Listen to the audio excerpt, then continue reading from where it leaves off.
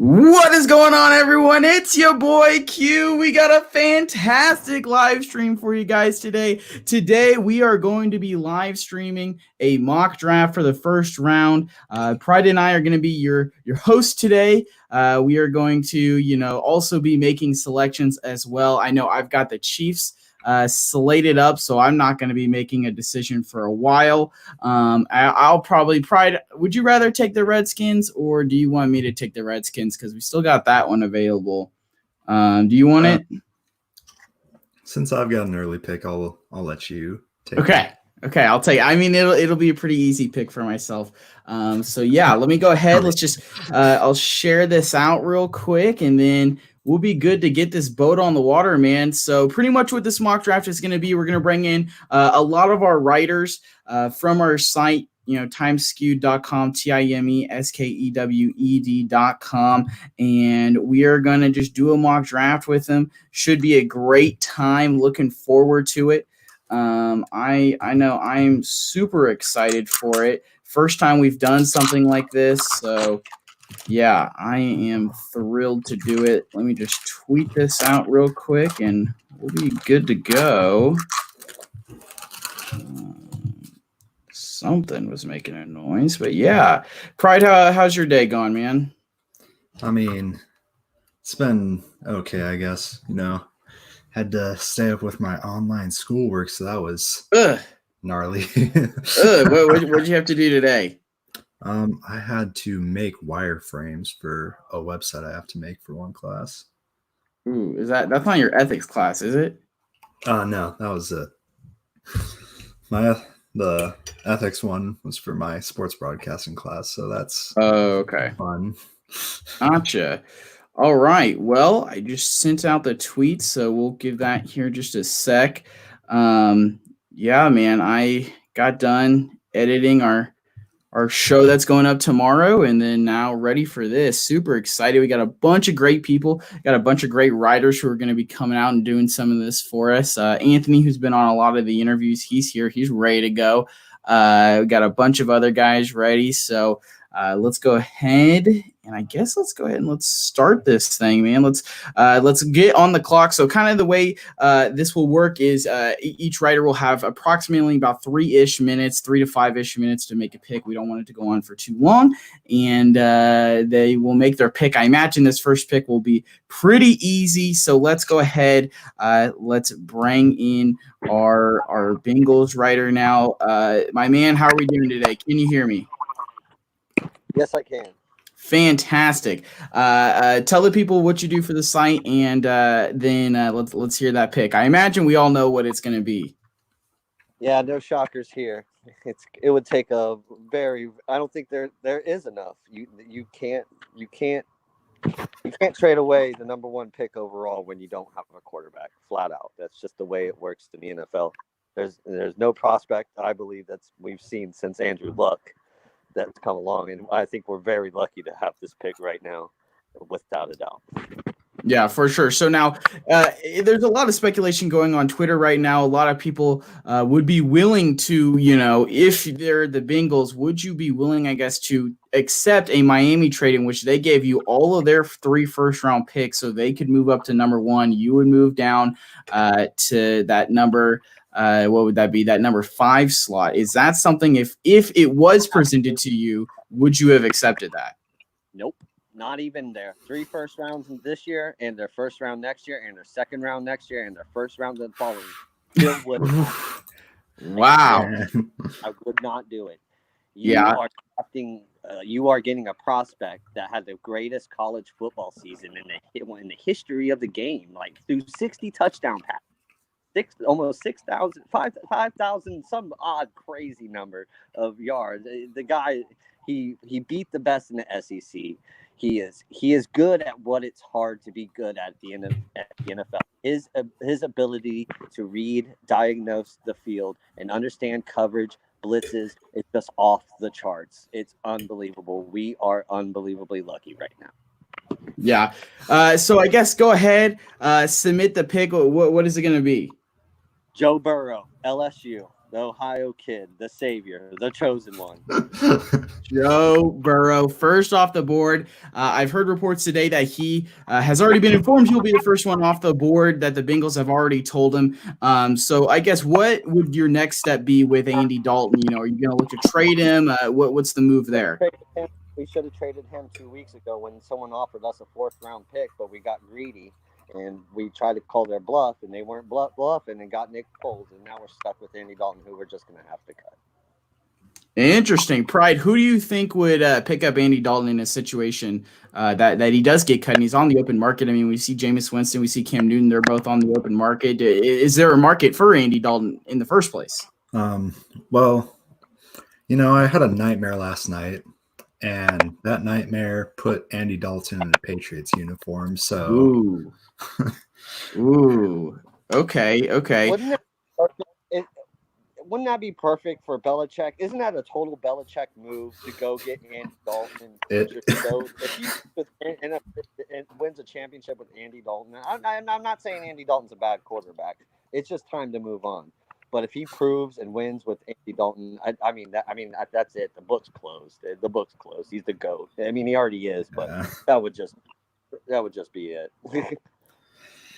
Yeah, I agree. I think that's a fantastic pick. The first one to go off the board is Joe Burrow. That now moves the Washington Redskins onto the clock. I appreciate your time, my man. And, hey, I hope Joe Burrow works out for you when you guys actually draft him tomorrow. Oh, the whole city of Cincinnati is ready. Yeah, for sure. Awesome, man. I appreciate your time, and we'll catch you next time, man. Thank you. I can't wait to write my next article about this. I'm getting ready to start on it now. Awesome. Fantastic. All right. We'll see you, man. Thank you. Bye, guys. All right. So Joe Burrow off the board. He's the first quarterback. He's the first player to go off the board. Pride, that's the no doubt pick, right? It has to be Joe Burrow at one overall, right? It has to be. I mean, yeah, after the season that he had last year, that was just something that we haven't seen before. And I mean, they've been saying that he is going to be on the Bengals since the Bengals lost to the Dolphins in week 16. Yeah, something like that. So yeah, this has been known. Yeah. All right, well, let's get to it. I'm taking the Washington Redskins. I'll take this pick here since I don't have one for a very long time. And you know what? I think this is a pick where I feel like they could go a multitude of different areas. I think you probably should go with Chase Young here, but you could go with Tua Tagovailoa. You could go with Justin Herbert. You could go with Isaiah Simmons. There's a bunch of different areas. And you know what? I feel like the smart pick is to go with Chase Young, but also I really want to cause some chaos. And I want to really just throw this thing, hey, Ian Rappaport said it's not going to be what we think it's going to be. So I want to create some chaos. I don't think I think in all reality, the Redskins will take Chase Young here, but I think, let's just say they're not exactly thrilled with Dwayne Haskins. You got a new regime coming in, and they're looking to go for a different quarterback. So I think the question in my mind is, do I go with Tua Tagovailoa or do I go with Justin Herbert? Herbert's going to be the one who can come in and play right away, which is I think what this team would need comparatively to Tua Tagovailoa. So I think here I'm going to pull the trigger and I'm going to go with Justin Herbert at the 102, the second player off the board, creating some chaos as the Washington Redskins select a quarterback early instead of Chase Young. Redskins fans are probably throwing up right now, but I think this could potentially be a reality if they decide that Haskins is not the man and they decide to go with the quarterback with Tua's issues. Pride, what is your take on that? This would be my same take that I had about the Kyler Murray draft last season, in that it would just be a terrible use of asset management, since you took Dwayne Haskins in the first round last year in that draft. And even though since the Cardinals did the same thing with Rosen the year before they chose Murray, they obviously still chose Murray. And although it does seem to be working out nicely for them now, I'm not sure if I can say the same about Washington if they chose Justin Herbert. So, I mean, I guess now is the time that we can have fun and still do Yes. what ifs, because I know come tomorrow, there's a 99% chance that Chase Young will be the pick. Yes, I mean, let's be realistic. If we're being realistic, yes, Chase Young's probably going to be the pick, but hey, let's have some fun here. I think that, hey, Justin Herbert right now, Pride. I guess if you were in the Redskins slot and you're not going to take Chase Young, are you going Herbert there, or do you pull the trigger on Tua because he might have a higher ceiling? I think in their situation, they would probably go with Justin Herbert since they want someone who they think can come in and start right away. Since they had Dwayne Haskins last year, they started Case Keenum over him because they wanted him to kind of boil for a little bit, work up his talent, and I still think that they pushed him early on in the year, and obviously he hasn't been the quarterback that they wanted him to be. And so I would have to say they wouldn't want a guy that they'd be worried about injuring himself, and someone who is more ready to play from week one. Yeah. All right. Well, let's move on to the third pick now. And let's go ahead and let's bring in our Detroit Lions writer, Trey. Trey, how are we doing, man?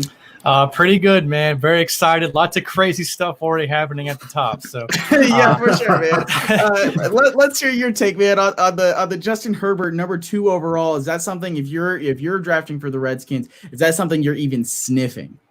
I don't know. I mean, there's definitely been some thought about the Redskins maybe taking a quarterback. I think they should. I think Tua or Herbert are both talents. I don't know whether Haskins is the answer for them, but I know Snyder definitely had an impact with them taking Haskins. So I don't know how that would play out in real life, but I think that they should consider it. But there's definitely a lot of talent in this draft, especially at the top, and I think they'd be happy with almost any of them. So, but I know the Lions would be happy with their pick if it plays out like this, because the Detroit Lions in this scenario would definitely be taking Chase Young. So that's who I would take for the Lions at 3 there. Top tier talent. I mean, he's an excellent edge rusher. The Lions need any kind of help they can get on defense. And he certainly, I mean, I think the Lions fans would be thrilled if he was on the board then. So. Yeah, I think that's the absolute pick right there. I think there's a 0% chance, and I know Pride and I we're doing a little drinking game tomorrow during the draft, and hey, one of the things is like, oh, this guy's not going to get past here. There's 0% chance that Chase Young gets past the Detroit Lions, correct? I would say not. I mean, I think that Chase Young definitely goes number 2 to the Redskins, but there's been some smoke screens, some rumors about trades. Miami's looking at maybe trading up, and Chargers, maybe they want to leap somebody. I think Ian Rappaport was saying today that there might be a run on offensive tackle. So who really knows? I mean, the draft is a total crapshoot, and especially this year with all the virtual things going on and whatnot, who really knows? So I think that people are going to be tuning into it and excited to see what happens. But I think it goes number 2 to Washington. Yeah, that's awesome, man. Last question before we get you out of here. If Chase Young's off the board, so Chase Young goes to Washington at number 2 overall, who would you as the Lions be taking at 3?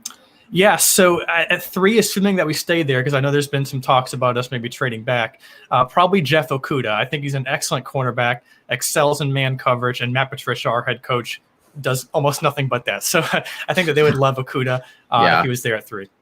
Awesome. Well, Trey, I appreciate you coming on, man. I appreciate your time, and we look forward to talking to you again, my man. Thank you. Appreciate it. Good luck for the rest of the draft, guys. Yep, for sure. All right, Pride, here we are, 3 picks in. I feel like, pretty, not basic with Justin Herbert going at number 2, and then we got Chase Young at 3. Let's move on to the Giants now. Let's go ahead and bring in Frank, our Giants writer. Frank, how we doing, man? What's up, guys? What's going on, man? How are you doing? I'm doing good. Not surprised. Nothing's going to surprise me with the draft. Yeah, really? What if Isaiah Simmons goes to the Redskins instead of Chase Young? Is that a surprise? I think that would be a surprise. Yes. Yeah, for sure, So let me man. take All right. that back. Yeah. So, what are we thinking about here at number 4 overall with the New York Giants? I'm assuming you don't have a trade.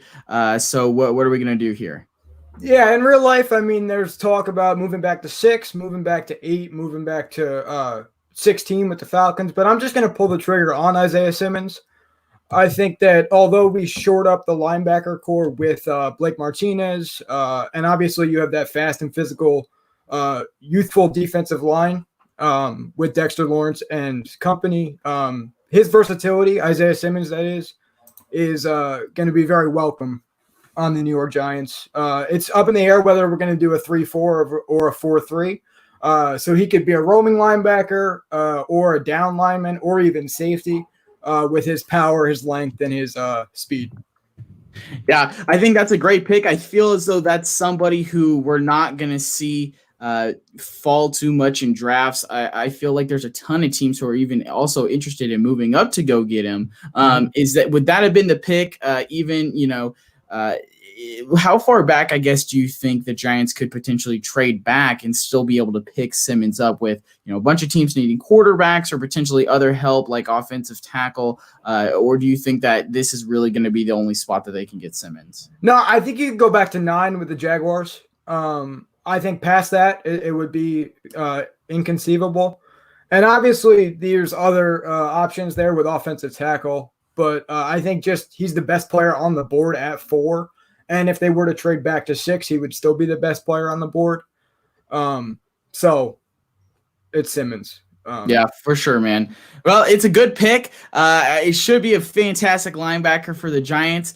Frank, we appreciate your time. We'll be seeing you here a little bit later, as I think you got another team that you're covering as well for us during this mock draft. So, yeah, man, look forward to hearing from you here in a little bit. All right. Talk to you soon. Yep. All right, Pride. There we are. Simmons off the board. Now we get to Miami. Things are interesting here. So a lot of a couple of days ago they said, "Hey, we're Tua over Herbert. Now it's Herbert over Tua. Herbert's off the board in this mock draft." So you would like to think that Tua's the obvious answer, or maybe it could be an offensive tackle here. That offensive line is not good. Maybe they pick up a quarterback later. Let's go ahead and now bring in Steven, who's covering the Miami Dolphins for us here. Steven, how are we doing, man? I'm doing fantastic. How are you doing? Fantastic. Glad to have you here. What are we thinking about picking here for the Miami Dolphins? I think this fell perfect for them. Like going back to like the preseason of last year, their whole plan was to tank for Tua. Tua was their guy. Dolphins are going to go ahead right here and take Tua, make him their franchise quarterback. Yeah, I think that is the absolute move right there. Now, questions do come up about the guy's health, and I have been someone who has said, hey, if this guy is drafted by the Miami Dolphins, Ryan Fitzpatrick should be the quarterback for the entire season for the Dolphins. Do you agree with that, or do you think that he should get some run his rookie season? Especially with like how everything's playing out with the whole COVID and not being able to get a full offseason in, I don't think it's a bad idea to have him sit a little bit. Kind of learn on Fitzpatrick, learn how to, truly be an NFL quarterback, learn how to, read defenses, study film. But I think I wouldn't be surprised if he is starting by, say, week 5 or 6. I mean, like we know Fitzpatrick can go 500 yards, 7 touchdowns, and then have a 100 yards, 7 interception game. Yeah, you're not wrong, man. That is a fantastic pick. Steven, we'll be talking to you here a little bit later. You got another pick coming up. So, yeah, man, look forward to talking to you again. Sounds good. Awesome. All right, Pride. Now it's you, man. Now it's you here at number 6. Your quarterbacks are off the board. Joe Burrow's gone. Justin Herbert's gone. Tua Tagovailoa is gone. Now, in my mind, this is a scenario in which now we would see maybe the Chargers go out and sign a Cam Newton. Maybe they go out and sign a Jameis Winston. Or maybe they just decide to stick with Tyrod Taylor, and he's going to be the guy for the Chargers. Pride, I'm going to give it over to you now. What are your thoughts here? Who are you going to be picking up? I mean, I feel like my options have been cut a little bit since obviously one of the biggest needs for the Chargers is the quarterback. I've been vocal about not being too excited about them trying to find their next franchise quarterback as so quickly after just losing the last one. And I mean, now I don't have to make the hard decision on whether to draft a quarterback or someone else because now there are no quarterbacks that should be drafted around here. Um, I would hope if this situation comes up, they don't reach on like a Jake Fromm or something like that. Oh, right. Oh man, that that was funny. That was funny. It'll make more sense when you listen to tomorrow's podcast, but that was funny, Pride. Yeah. Oh man. Okay, what's the pick here at 6? I mean, at 6 here, they've obviously addressed some offensive line help in the offseason, signing Brian Balaga and trading for Trey Turner. And I think they're going to go offensive line again here and pick Andrew Thomas from Georgia. He's Really? out of all of the offensive tackles on the board, Tristan Wirfs and Jedrick Wills mainly worked as right tackles for their teams in college. So I'm a little worried about trying to transition them to the left tackle since Brian Balaga, who they just signed, has only played right tackle in the NFL. So they probably aren't expecting him to make the change. And so they're probably looking at a guy who's played left tackle. And the two options are Andrew Thomas and Mekhi Becton. Becton has a lot of potential in front of him, but he's still a raw lineman. And so I think they'd go with the more sure thing in Andrew Thomas. Yeah, I think that's a great pick right there. Let's move on now to the Panthers. Let's go ahead and let's bring in our Panthers writer. My man, how's it going? Good. How are you guys? Pretty good. Excited for this mock draft. Excited to have you on. There's a lot of great players still on the board. I know earlier in the chat you were trying to get a trade to move back. Have you been able to get a trade to move back?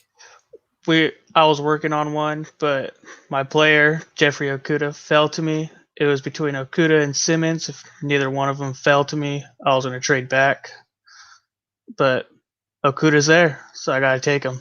Yeah, that's a good pick. I feel like that's a pick where, I mean, realistically, I think there's a shot that the Panthers could get one of those guys, but I think it's going to end up being more likely, come reality, that they do have to end up trading back. Are there any teams that you could see likely that the Panthers do end up trading back with, tomorrow when it's actual draft night?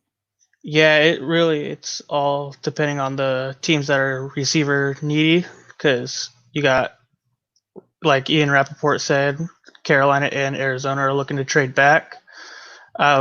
Originally, I thought Arizona would be someone that would take like CeeDee Lamb, but they got Hopkins, obviously. But I see somebody trading up to get that first pick for their wide receivers. Yeah, I definitely could see it happening, man, and we will look forward to that. Look forward to having you back. I know you got a couple other teams that you're going to be mock drafting with us, so we will see here in just a little bit, man. All right, thank you. All right, let's bring Pride back in. Pride, what are you making of that pick? I feel like that's a pretty good pick right there. Is that the pick that you would have went with also if you were sitting at 7 with the Panthers? Probably. I mean, I think that the Panthers right now, they're really looking to reinvent themselves a little bit under Matt Rule. I mean, obviously they have Teddy Bridgewater now at quarterback, and they just trade away one of their all-pro guards. So I think they're really trying to just kind of bring in some talented new blood to the team. And I think almost every position other than running back is up for grabs. Yeah. All right. Well, now we're to Arizona. I'll go ahead and draft for Arizona also. And now Kyler Murray has been somebody who has said, hey, I want to get CeeDee Lamb. I think that would actually be a pretty good fit for this team.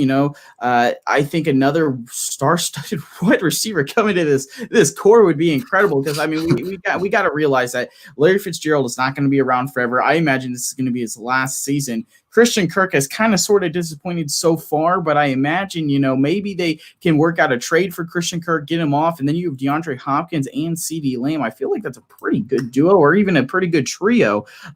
So I think that might be the more flashy pick that they go with, but I feel like they need to continue to shore up that offensive line, and ensuring this offensive line is going to allow Kyler Murray to have more time, allow him to actually get the ball to DeAndre Hopkins, allow him to have Kenyon Drake and have a good run game. So I think here for me, the draft pick you have to go with, I'm going to be taking Tristan Wirfs. I think this is probably my top ranked offensive tackle right now coming out of Iowa. Pride, I'll give the floor to you as you're the Iowa guy. Talk to us a little bit about Wirfs and why he would fit in well with the Cardinals. I mean, I still think that he has a lot of room to improve, especially in the passing game. I think the air raid kind of style offense will help him out in his progression since it's kind of a quick style offense, and so he won't have to hold coverage too bad. But I think mostly with them kind of going towards Kenyon Drake now, he's really going to help out in their run game. He is a real agile blocker, and he can really go out into the flats and help block from there on sweep plays and runs like that. So I think it's a great pick at this point for the Cardinals, especially with their known offensive line troubles. Yeah. All right. Now we're moving to Jacksonville. They've been, in the spotlight a lot recently with trying to trade Ngakoue and Leonard Fournette as well. So very, very interesting going on. Let's go ahead and let's bring in our Jaguars writer. Let's bring Steven back. Steven, what do you make of the Jaguars offseason so far? The Twitter tirades and Leonard Fournette possibly on the move. And now finally here you are at number 9. You still got some need. You got a lot of needs on the board, but who's there? What are you looking at getting? I'm assuming you don't have a trade to report. No trades right now. I think the board kind of fell perfectly for them. There are a lot of needs on the board. They do have a lot of holes on a team to fill. I think they're going to be entering a rebuild year. I think they're going to be leaning Derek Brown here. Like I mentioned out of my article, Albert Beer pointed out that they are very high on him. Has a very high floor, clean prospect. He has a chance to be a special type of player. Yeah, for sure, man. I think that's a good pick. I think that's probably the pick to go for them. Now, I know in your article, another scenario was potentially trading back. Which one do you personally think is more likely, them keeping this number 9 or them trading back? Caldwell really doesn't have a history of trading back. I think they're going to stick with this pick. Awesome, for sure, man. Well, we appreciate it, and we will be talking to you shortly because, I'm pretty sure you still got 4 more picks left between the Dolphins and the Jaguars right now, so we'll see you here in a little bit. Sounds good. Awesome. Fantastic, Pride. Here we are now. We're now to the Cleveland Browns.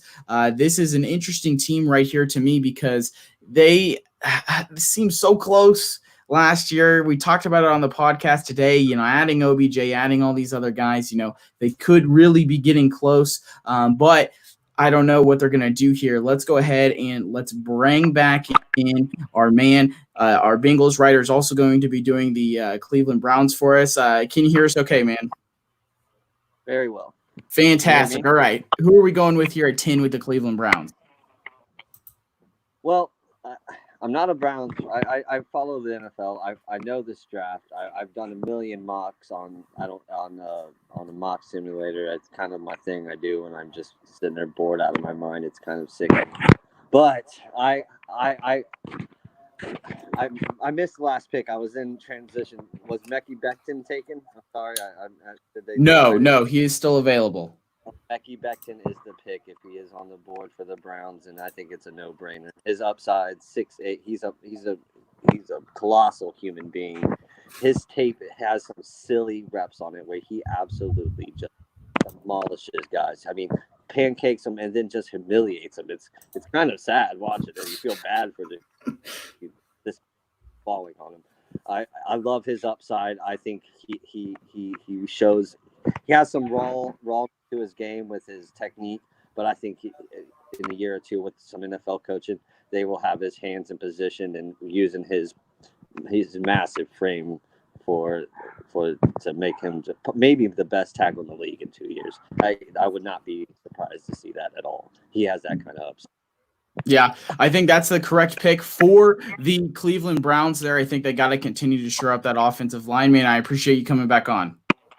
One more thing.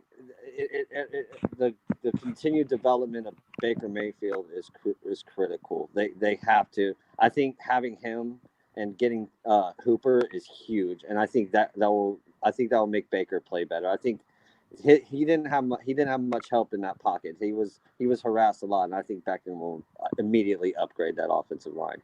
And one more thing: how the heck are the Browns $32 million under the cap? Can anyone explain? Can anyone explain that to me? How? I'm sorry, I don't have any answers how they're so far under the cap, or how KC is so close. Don't worry. I just don't. Yeah, I don't know. I don't know. Well, we appreciate it, man, and we'll talk to you a little bit later. Appreciate you coming back on. So now we're going to the Jets here, and this is an interesting pick here. And our Jets writer is not able to be here, but I do have the pick submitted to me, and they definitely were going heavy wide receiver pride. We've yet to see a wide receiver go off the board. I truly wonder if we're going to see that in the actual draft. And I think that now we've got these guys who can just pick whomever they want. The Jets can take their pick, and this guy is going to be taking CD Lamb for their wide receiver of choice. I think that's a pretty good choice. Just unfortunately, it's a black hole over there. And it's a black hole in New York because Adam Gase is there, and Adam Gase is a trash head coach, and that's not good for fantasy assets, and it's not good for CD Lamb. And speaking of black holes, let's talk about the black hole. Let's talk about the Las Vegas Raiders. Let's bring in Anthony now, who's also going to be doing the Raiders for us on this mock draft. Anthony, what's going on, man?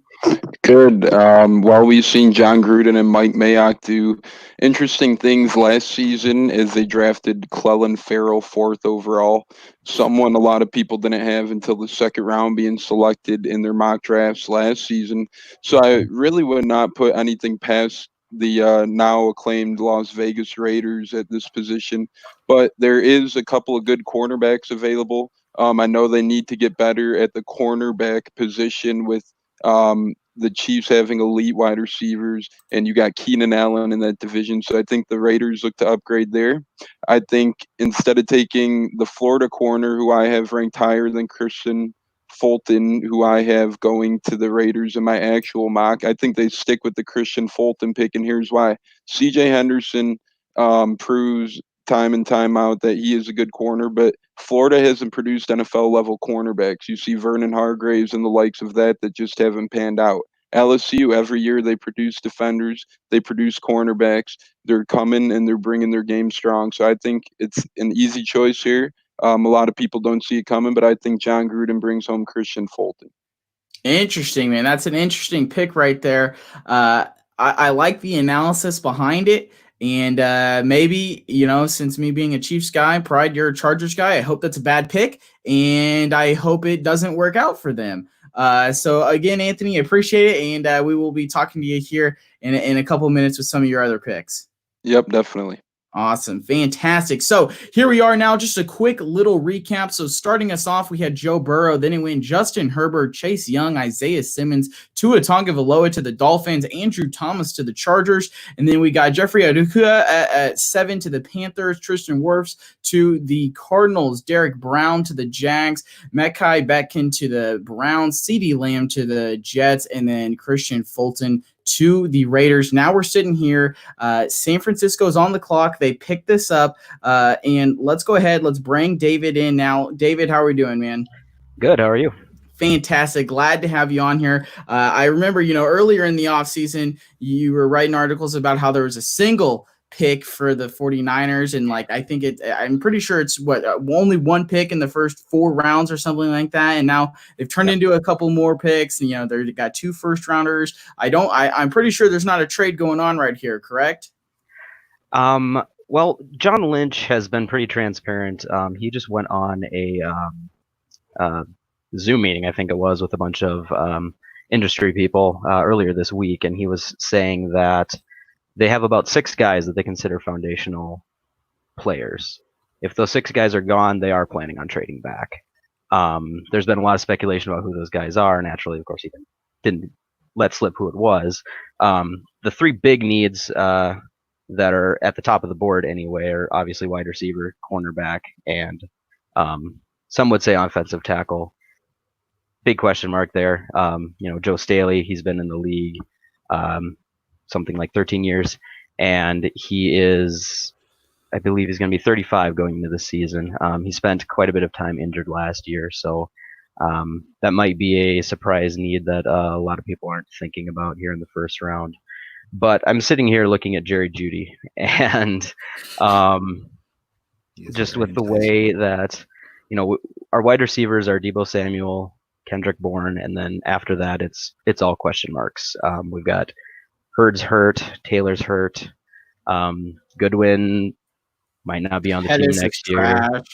Pettis, yeah, he has not played up to expectations. There's a reason I'm drafting him here and not in the other room where I have a Pettis jersey on the wall. So I was a believer, not anymore. So looking at that, I feel like Judy is the guy. I think he can make a difference in this offense. I think he can push it up to the next level. So much has been written about him. I don't know what I can say to add to it, but just looking at the burst, the agility, the speed, all that stuff. So I had considered trading back here, depending on what we were doing, but I like Judy, and that is my pick. Yeah, that's a great pick, and I'm going to assume you're not concerned about the whole injury, maybe the knee problems or anything going on like that. I'm not buying into it myself, and I'm going to go out on a limb and say you're not buying in either. No, I'm thinking it might be smoke. Someone, actually, one of the guys I follow on Twitter pointed out that the person that supposedly broke the news was a Philadelphia writer. Philadelphia needs a wide receiver. Yeah. So that wouldn't surprise me. No offense to Broncos fans out there. It wouldn't surprise me if a Broncos writer had leaked it either. So most teams, I think it was all but maybe 2 teams had passed his physical. I forget what I saw earlier on that, but I don't have a concern about that at this point. Yeah, for sure. I think that's a great pick. I think that's a very realistic pick and something that they could very easily do. David, we appreciate it, and we'll see you here in just a little bit. Yep. Awesome. Let's bring Anthony back in now. Anthony, sitting here, Tampa Bay is on the clock. They've got offensive tackle needs, and there's an offensive tackle sitting there. Is that where we're going? I think that is where we're going, and we've seen it in most mocks up to this point. I know there's been a lot of tackle substituting going on between the top 4 tackles and Becton, Wilson, Wills, worse and so forth, but I think Becton ends up in Tampa in real life here. He didn't, so I think we're going to take a very good Jedrick Wills. I would be so happy if the Bucks did get Wills Jr. from Alabama. I think he is a beast. I think he's going to prove great dividends for any team that drafts him. I don't think he makes it this far. I think he goes to the Giants early, but the Bucks are very happy if they're able to land him here. Yeah, I think it's very critical that you have to get some sort of offensive tackle help with this number 14 pick because I know I definitely have made this analysis before, but Tom Brady, once he starts getting hit, he starts playing scared, and he's not the same Tom Brady because he doesn't like to get hit this old. So yeah, I think that's a fantastic pick. Anthony, we will see you here in just a little bit, man. Yep, we will. Fantastic. All right, Pride, we're moving along here. We got the Denver Broncos on the clock now. An interesting selection here. I feel like there's a ton of room where they can pick somebody up. And let's go ahead. Let's bring Frank back in. Frank, covering the Giants for us, is also going to do the Broncos pick. Frank, what are we looking at here for the Denver Broncos? I'm looking at Henry Ruggs from Alabama.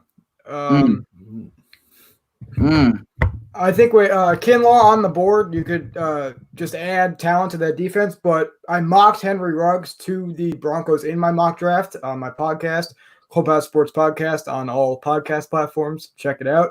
But Henry Ruggs is a guy who has excellent speed. His release is great.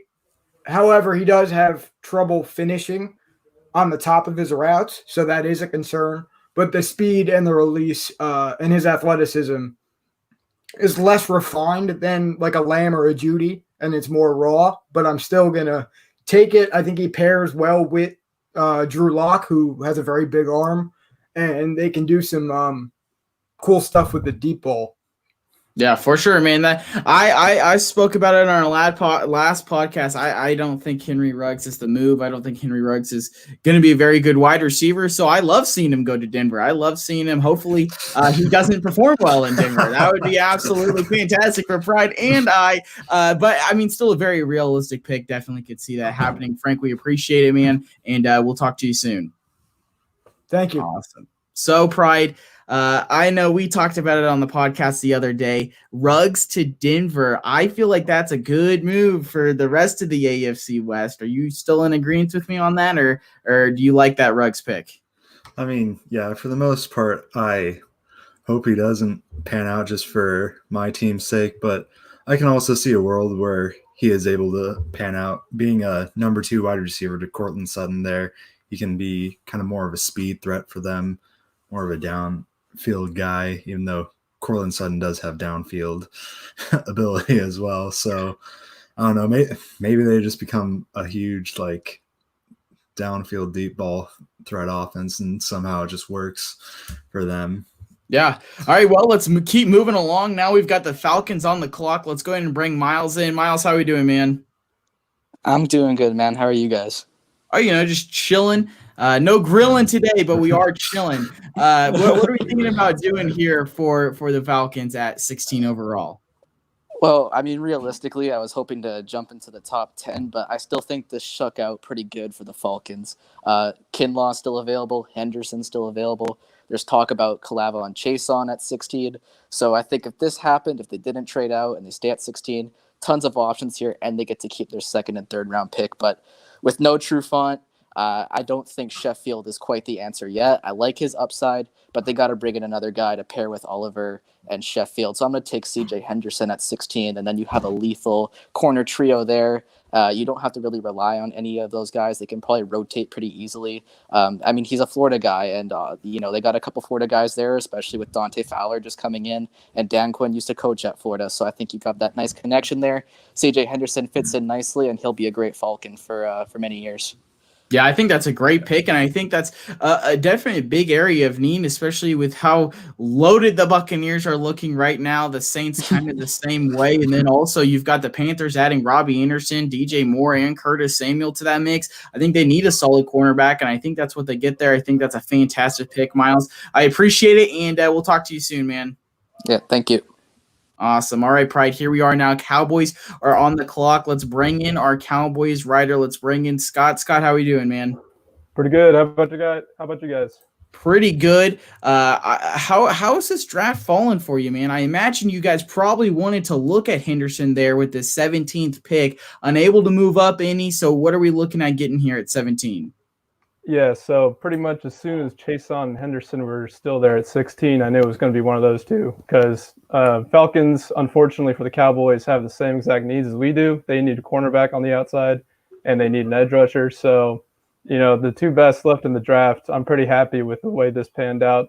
We're going to pick Kalavon Chason from LSU. I think he's a really high-character guy. He was team leader. He wore number 18. That's a coveted number at LSU. It's the kind of guy that Dallas loves to draft.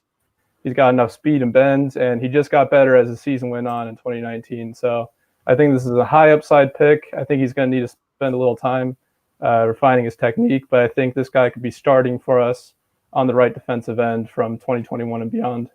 Yeah, I think that's a solid pick. Pride, go ahead.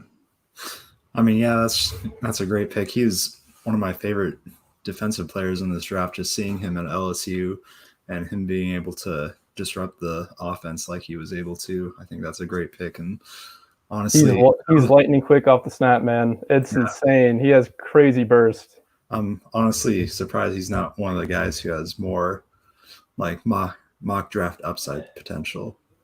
Yeah. Sorry, go ahead. No, go ahead. I just think after Chase Young, there's such a big gap between Chase Young and everyone else. I just think it pushes everyone else down a little bit on the board, just because no one can compare to Chase Young. I mean, I think Chase Young would be probably a top 15, maybe even top 10 pick if there was an edge needy guy in the top 10. It just doesn't happen to be that way this draft. Yeah, I think that's a great take, Scott. We appreciate it, man. We'll talk to you soon. Yeah, I appreciate it. Thank you, guys. Awesome. Well, Pride, here we are. Now we're back to Miami with their second of their first round pick. Let's go ahead. Let's bring Steven back in. Steven, man, what are we looking at here for the Dolphins here? Sitting at 18, I feel like there's some interesting positions out there, but who are you going to mock here? The Dolphins got their quarterback in Tua with the 5th pick.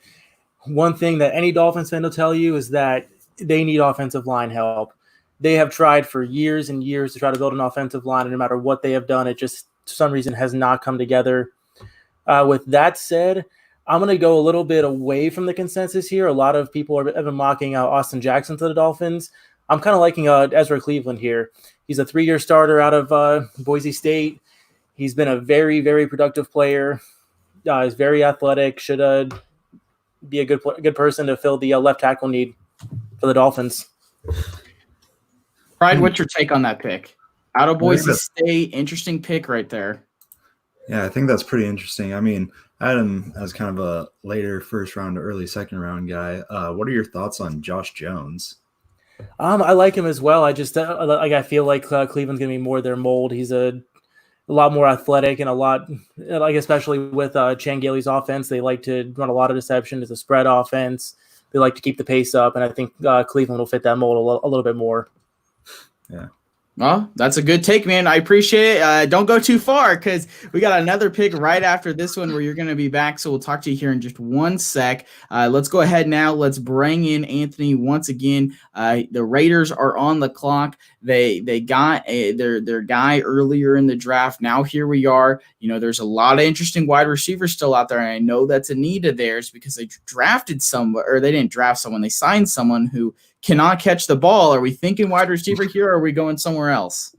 Well, first and foremost, to piggyback off Pride, I would have liked Josh Jones there for the Dolphins as well. But for the Raiders here, they need a wide receiver, and we know Mayock and Gruden are crazy. Denzel Mims perhaps is the biggest upside of any wide receiver in this draft. He might be the most overlooked wide receiver in this draft. Philly really likes Denzel Mims. Denzel Mims made it public that he doesn't want to go to Philly. He said he doesn't like Philadelphia. There's something about Philadelphia that makes him feel uncomfortable, and he does not want to play there. To me, this opens the door for Mims to Oakland reunion, or not reunion, for a gathering, and it gives Oakland a wide receiver that they've always wanted. It didn't work out with Antonio Brown. Hunter Renfrow is a nice number 2. Now they just need their number 1. Yeah, so the pick there is Denzel Mims. It is Denzel Mims. Yeah, I mean, I think that's a good pick. I like that point where you talk about how he could be somebody who could, I mean, at the end of this whole thing, he could be the number 1 wide receiver out of this draft class. I think a lot of people sleep on those Big 12 guys, so I'm definitely very interested by that pick. And Anthony, we'll see here in just a little bit. You still got a lot of picks left in this mock draft, man. We're just getting started. Yep, for sure. All right, here we are. Jacksonville's back on the clock. Let's bring Steven back in. Here he is, Jacksonville on the clock. What are we looking at getting here? Denzel Mims was going to be my pick, but with that gone, I think with the depth at receiver in this draft, they can wait a little bit more. I'm going to go Josh Jones here. They've made it known that they want to give Minshew a real shot to be the franchise quarterback. Marone and Caldwell are on the hot seat this year. You know, like they're not in a position to try to play the long game. They need to figure out, you know, what they have, and they need to show that they can really, you know, be the answer for this franchise. Given Minshew all the help he can, all the protection he can, is going to be their best bet. Now, do you agree with the fact that Minshew is going to be the guy for this team moving forward, or do you think, you know, maybe they'll sign a Cam Newton? That's something that was hot for a little bit. Do you think that's ever going to happen, or is it Minshew mania forever? I think that I don't, you know, rule out them signing like a Newton or a Jameis Winston, but I don't know if Minshew's going to be the answer long term. I can kind of see him being like a Fitzpatrick kind of guy where he just kind of bounces around, will show out for a few games, and, you know, be a fan favorite everywhere he goes. But he's a good player. I think he has a shot to, you know, make a lasting impact in Jacksonville. Yeah, for sure, man. I appreciate it, and we'll talk to you soon. I know Miami still has another pick here at 26, so we got one more before we let you go. We appreciate it, and we'll see you here in just a sec. Sounds good. Awesome. Fantastic, Pride. Here we are. Philadelphia is on the clock. Let's go ahead and let's bring back in our Panthers writer who's going to be picking for Philadelphia here, man. They need a wide receiver. There's still some good wide receivers there, or are you looking at going somewhere else? No, I'm looking at wide receiver. The best one available, I believe, is going to be Justin Jefferson. I did try and make a move up with Tampa to go up to 14, but I was going to try and get Judy before Denver got on the clock, but went 13 to San Francisco, so decided not to go. Plus, it wasn't up for sale, so Justin Jefferson's going to be the best one right now. Yeah, I think that's a good pick. I think that's somebody, I know we talked about it on our podcast that dropped yesterday. Justin Jefferson is one of the most short-handed guys in the league, and we have said that Philadelphia would be a great landing spot for him because they need somebody who can catch the football. I think that's exactly what they get out of Justin Jefferson, and I really do like that pick, man. I appreciate your time, and we'll talk to you soon. All right, thank you. Awesome. Fantastic, Pride. Here we are. We're now moving along. We've got the Minnesota Vikings on the clock here. They've got 2 picks here. This is an interesting one. Let's bring Anthony in now. Anthony, you've got 2 picks very close together. What are you looking at doing here with, this first pick that the Vikings got from Buffalo? Well, it's a very wide receiver deep class, and a lot of good ones have gone already. Vikings need to fill that void after Stephon Diggs is off to Buffalo. But they wait to address that, and here they do the right thing. They do the good deed right here. They bring in Father Time Son, Antoine Winfield. We all know how good he was with Minnesota back in the day. We all know how he helped lead Minnesota to NFC almost title. Now his son has a chance to play in Minnesota, be a great defensive back to help cover the Devontae Adams, Allen Robinsons of the world. I think Antoine Winfield Jr., it's just a hop, skip, and a jump away from Minnesota University. So he goes right there from the Vikings, and it's a perfect fit. Yeah, I think that is a good fit, and I like that point. Bringing someone in who's kind of a local guy, kind of someone who, kind of knows the area. Fans love him. You got to get fans in the stadium. Hopefully, there will be fans in the stadium. So yeah, man, I like that pick. Beautiful campus, by the way, absolutely gorgeous campus. Yep. So yeah, really love that. All right, Anthony, we'll see here in just a little bit. The Patriots are now on the clock here, and Pride, I'm going to give this one over to you. What are you looking at doing with the Patriots here? Jordan Love is out there, Jalen Hurts is out there. There's other guys out there. Who are you looking at picking up here at pick 23? I mean, honestly, I'm always scared when I see the Patriots up on draft day because, I don't feel like really any pick can be a bad pick for them, which is how Belichick can just develop his players and make them play out of their minds. But right here, I think he's going to get a guy who will be a little bit of a project, but he's going to pay off some big dividends for them in New England and fill in a role that I'm pretty sure a lot of people weren't sure could be filled with Tom Brady gone. I think right here they have to go with Jordan Love. He's just wow. He's a great talent out of Utah State. I think he did show a little regression in at least numbers this last year against Utah State, but when you're with Belichick, Brady was a 6th round pick, as the media has slammed into our heads, and I'm just scared what he can do with the 1st round talent. Yeah, man. I mean, Jordan Love, I think a lot of people want to compare him to Patrick Mahomes. So imagine if Bill Belichick got a Patrick Mahomes-esque type guy. Oh man, that team would be very scary. But I mean, still, I think that's a realistic pick right there. And I think that a lot of people, maybe Jordan Love does end up there. Maybe they decide to stick with Stidham. That's a very interesting one. Let's now move on to the New Orleans Saints. They've added Emmanuel Sanders. This is a team that's getting significantly better. They're trying to win a Super Bowl. They've been so close the last couple of years. Let's go ahead. Let's bring in Jackson. Jackson typically covers the Indianapolis Colts for us, but in this mock draft, since they don't have a 1st round pick, he's going to pick for the New Orleans Saints. Jackson, how we doing, man? Good. How you guys doing? Fantastic. Glad to have you here. What are you looking at doing here at pick 24? So I really wanted Justin Jefferson. I think the Saints, if they're going to win the Super Bowl this year, they're going to do it with a dominant offense. And if you add Justin Jefferson to an already stacked offense, that just brings you to the next level, trying to be like the Chiefs. But I also thought about Jordan Love trading up, trying to get in front of the Patriots, but I didn't do that. So I'm going to go with Patrick Queen, the best cover linebacker, barring the Clemson guy. Yeah, I think that's a really good pick. I knew it wasn't going to happen, but I was hoping he was going to fall to Kansas City. That would have been a really solid pick. I really do like that pick. Pride, what's your take on that? I mean, yeah, that's a really solid pick. I think that the Saints do thrive on their dominant offense, but I mean, defenses do win championships. I think offenses get you to the playoffs, but defenses really help you through them. And Patrick Queen, he's going to be a great help to them, and also a local guy, just from LSU. Yeah.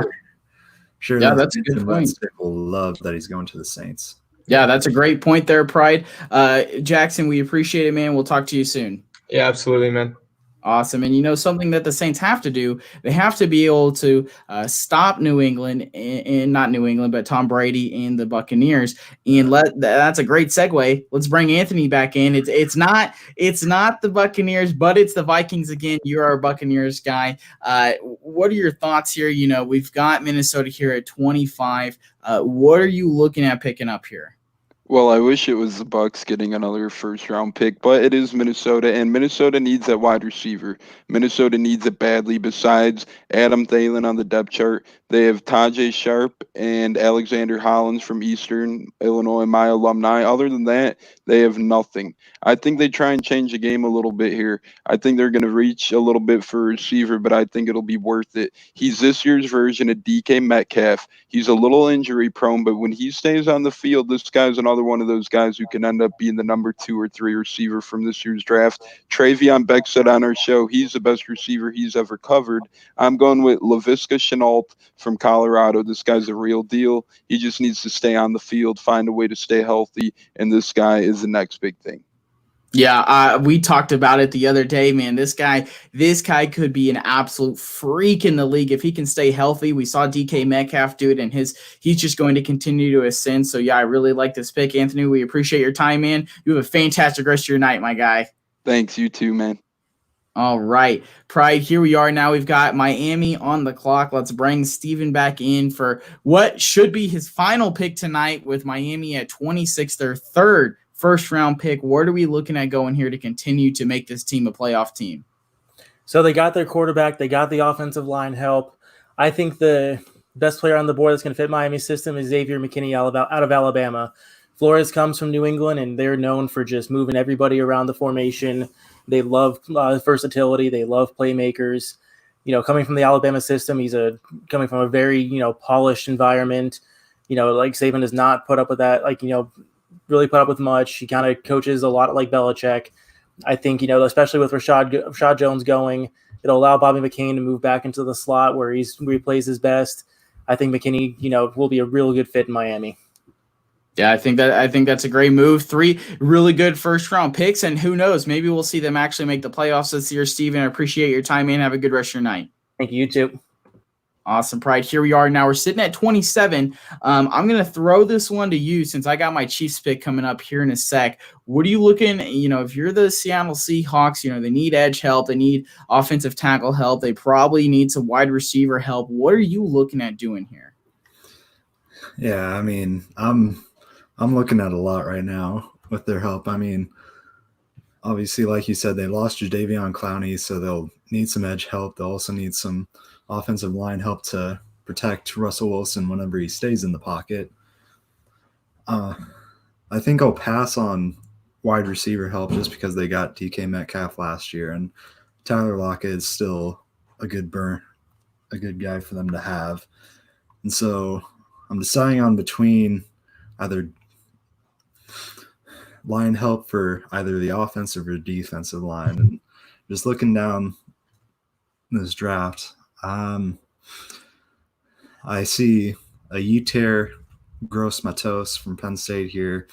I also see some Isaiah Wilson from Georgia, but I think I'm going to go a little unconventional here. He's a lineman, though he's an interior lineman. Since he's here, I think that the Seahawks would have to get him in Javon Kinlaw.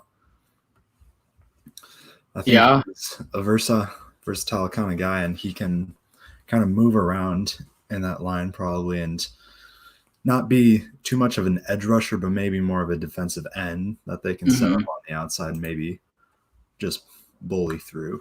Yeah, I think that's a good pick. I feel like it was almost a surprise that he was still sitting around there with his talent and his skill set. I'm almost surprised that he's still there. He's a first-round pick. He goes to the Seattle Seahawks. We've now got the Baltimore Ravens on the clock. Let's go ahead. Let's bring in Brian now. Brian typically covers the Packers for us, but also a big-time Ravens fan. Brian, how we doing, man? Oh, hold on. Looks like he's muted. Brian, sorry about that, Brian. How are you doing, man? Yep, having a little trouble hearing you, but we can just kind of barely hear you. Okay, I'll try to talk loudly then, which is normally what I do anyway. So, you guys hanging in there? You guys grinding? You guys doing well? Yeah, for sure, man. We can definitely hear you now. Oh, Yeah. okay. You can hear me? Okay, good. Yep, All right. yep. So, wow, this I considered just with a couple offers trading out of this pick, but looking at how the board has played out, there's a lot of options for the Ravens, and I think if this was the scenario tomorrow, the Ravens would be just, I think, ecstatic with who they could potentially pick. Obviously the Ravens have traditionally been known for their defense, with Ray Lewis and Ed Reed. They've kind of been missing that superstar type of centerpiece for the defense. And so I'm going to go with Kenneth Murray at 28. So Another solid pick. which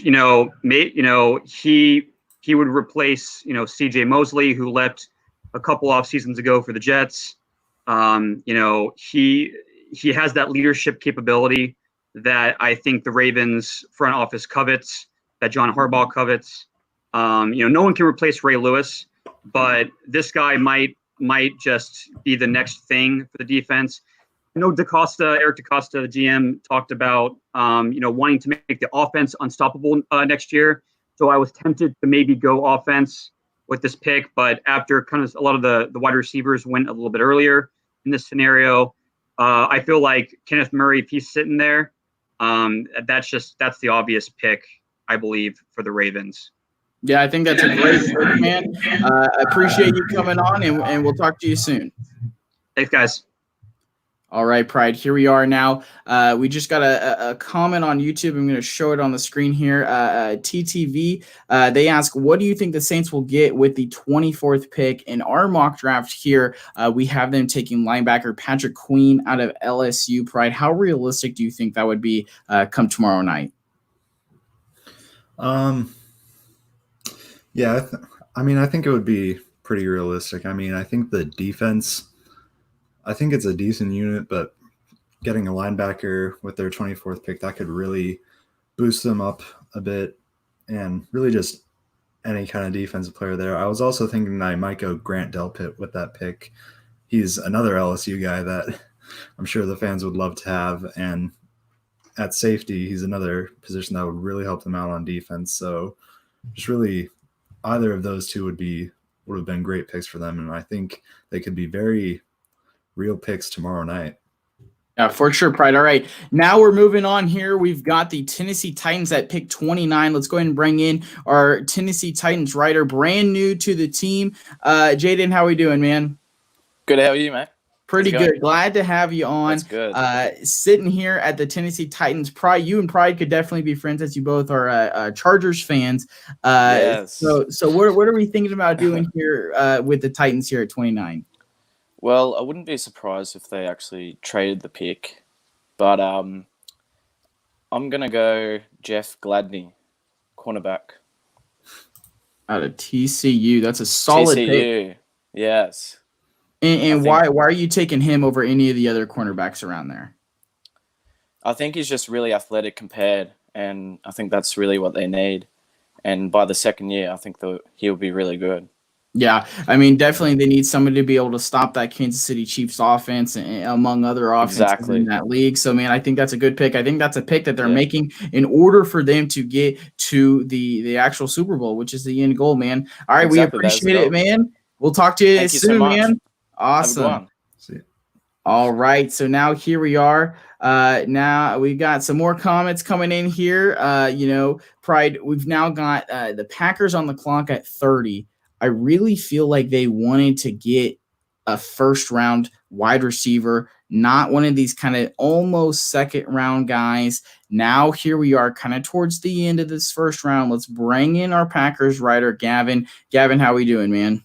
I'm doing great. How are you doing? Pretty good. What are you looking at doing here with the Packers at 30?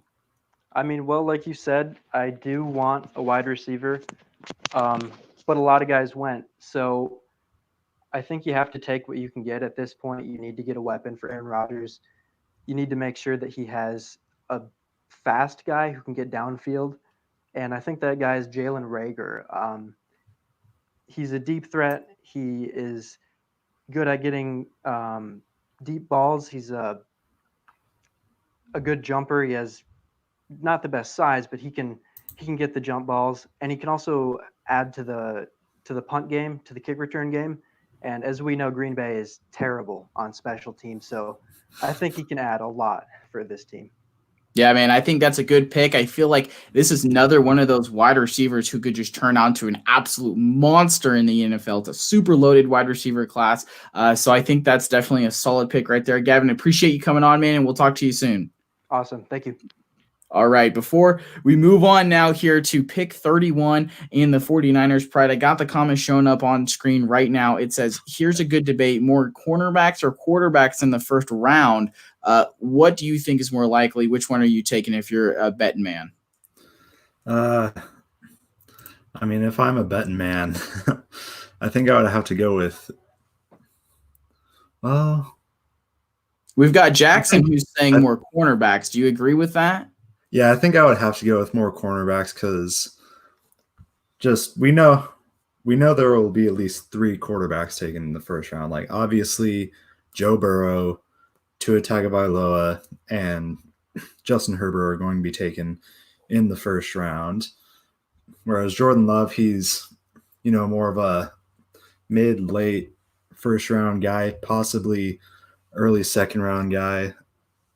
So you got 3 there, but as for cornerbacks, I mean, you've got Jeffrey Okudah, got Christian Fulton, CJ Henderson, and I think there are plenty of other guys who could be in consideration for first round picks. So I just think there's more cornerbacks that would be able to be picked in the first round. And also this is just because, you can play more cornerbacks on the field than you can quarterbacks.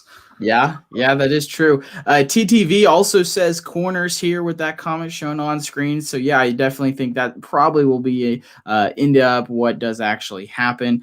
So let's go ahead now. Let's bring David back in. David, how we doing, man? Sitting here at 31. What are we looking at picking up? Well, my browser crashed on me when I was keeping track, so I'm just gonna make sure that these guys are still on the board. Austin Jackson, Trevon Diggs, and AJ Terrell are all still available, correct? Let me see. AJ Terrell, Austin Jackson, and what was the other one? Trevon Diggs. Yes, I'm pretty sure Diggs is also on the board. Pride, correct me if I'm wrong. Yeah, he should still be on the board. Yeah, he is. All right. That's what I thought, but I was frantically trying to put it back together. So those are the 3 guys in between right now. Really going into this year, we have 3 cornerbacks that are on their last year of their contract: Richard Sherman, Akello Witherspoon, and Manuel Mosley. So next year we're going to have to look at signing somebody, whether that be a free agent, re-signing one of those 3 guys. I would expect Sherman will still continue to play. I don't think he's really given retirement a thought. But we've had surprise retirements before. On the other hand, I did talk about Joe Staley aging out as well. I was surprised that Austin Jackson fell this far, and so I feel like ultimately Lynch would, especially after using the 13th pick, would definitely try to trade back, try to get a second, third, whatever he can get, to try and capitalize on that 5th-year option that would be available to a team that's wanting to come back up. Maybe a team like the Colts that doesn't have a first-round pick anymore. All that being said, I wasn't able to sell this pick, so what I'm looking at is Austin Jackson. No, I think that's a good pick. You can never go wrong with more offensive line help. And man, I think that's a good pick coming away with a wide receiver and an offensive tackle in the first round. I don't think you can complain too much with that. Awesome. I'm happy with it. Yep, appreciate it, David. Appreciate your time, man. Here we are, Pride. We're now down to the final pick. We're down to the Kansas City Chiefs. But before, let's talk about this question. We got another comment from TTV, and they say, I keep seeing the Saints are interested in Jordan Love. Do you think it's a possibility for the Saints to get a quarterback in the first round? They say they'd rather take Queen. And then we do have a response to that. It looks as though Jackson has said that he thinks thinks that they'll have to move up if he is their guy. Pride, what are your thoughts on this question? Do you think that the Saints will be able to get Jordan Love at their current pick, or do you think that maybe they'll have to move up? I think there's a chance that they could get him at their current pick, but also I think they would still stick with either Queen or someone else because, I mean, they still got Drew Brees there for another year at least. If he retires after next year, I think that Sean Payton is incredibly comfortable with going with Taysom Hill for a couple of years. And so I feel like they've got time to get a quarterback for the future. I don't think they would try and trade up and get him in the first round. Even if Jordan Love does somehow fall to them, I think Sean Payton's comfortable there right now, and he'll just look in later drafts to get his next franchise QB. Yeah. All right, Pride. Here we go. We've reached the end of our mock draft. We've got just the Kansas City Chiefs left. And you know what? There's some guys that are still out there. And, you know, we've got Grant Deplete out there out of LSU as safety. We've got DeAndre Swift, J.K. Dobbins, H.A. Terrell, Jonathan Taylor, Jalen Johnson out of Utah, Isaiah Wilson out of Georgia. You know, you can never go wrong with offensive line because I think offensive line is critical to winning football championships. But you know what? Man, this is tough. We've said multiple times, at least just joshing around, that we're not going to see a running back go in the first round. If we do see a running back go in the first round, it would be the Kansas City Chiefs. And you know what? I think I'm going to pull the trigger on a running back going in this first round. And the question to me, and it's a little more difficult because, you know, being a fantasy guy, I want the best fantasy option to go to the Kansas City Chiefs. And in my mind, that would be Jonathan Taylor. Jonathan Taylor going to the Kansas City Chiefs. I think he gives them a 3-down possibility running back. He can take over for Damian Williams and he can become the guy for the Kansas City Chiefs. I think is a better runner than DeAndre Swift. And that's the pick that I'm going with, the Kansas City Chiefs. Pride, we have done it. We have completed this first round mock draft. What are your thoughts? 1 second, I'm checking, and let's see. Every time a running back or tight end gets drafted, yeah, you have to take a shot. Oh, no. Oh, goodness, Pride. Well, I guess I have to go take that shot as soon as we get done. Yeah. Anyways, looking at the draft, I mean, yeah, I think there are some times, notably pick 2, that are some that I doubt will happen in the draft. But, you know, that's the fun of having mock drafts, is because you're just asking, hey, what if this did happen? And honestly, looking down the list, I think these are all really great possibilities. I honestly think that most teams here did help themselves out. I don't think there were too many egregious draft picks, egregious reaches. Yeah, no, I agree. Honestly, this looks like a pretty nice draft. Yeah, I agree, man. I think this was a pretty good draft. I'm going to be interested to see how many of these we actually end up being right. I appreciate everyone, you know, tuning in. I appreciate our writing staff for coming on and doing this mock draft with us. Hopefully you guys had a good time. Hopefully Skew Nation, you guys had a good time watching. Cannot wait for the draft. Make sure you do tap in tomorrow for the podcast. We're talking Gronk, we're talking tight ends, and we're talking just overall the drafts and things we'd like to see. We absolutely clown Pride about the possible pick at number 6 with the Chargers, so you're gonna want to tap in with that, Pride. I can see it in your eyes. Oh my gosh, you're not gonna want to miss that. Make sure you are checking out our articles over at timeskewed.com. Got a bunch of great articles going out. We have a fantastic writing staff, so yeah, super excited. Thank you guys so much for watching, and go sports. Make sure you're following me at Q_TSP. I'm gonna go take that shot that Pride told me about. Awesome. I appreciate it, everyone. Have a good one.